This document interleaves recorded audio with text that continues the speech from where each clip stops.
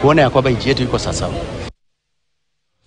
Wakati huo Inspekta Mkuu wa Polisi Douglas Kanja amekashifu hatua ya Collins Chepkulei mwenye umri wa miaka 26 kufungua kituo cha polisi cha Cheboror Patrol Base katika eneo la Keses.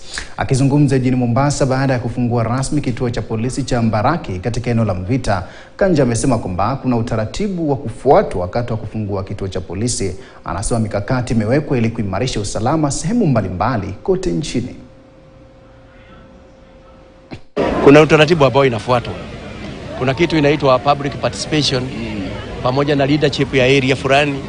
Wao wenyewe wanaona kweli hapa tunahitaji kituo cha polisi ndio tuweze kuongeza usalama.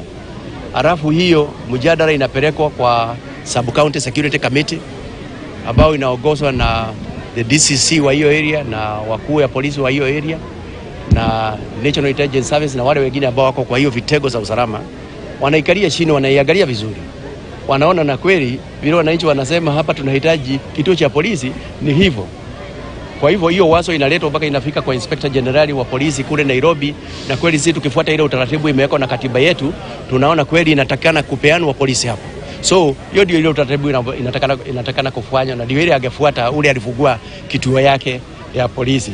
Kwa hivyo hiyo ilikuwa ni makosa kubwa ambao haikutakana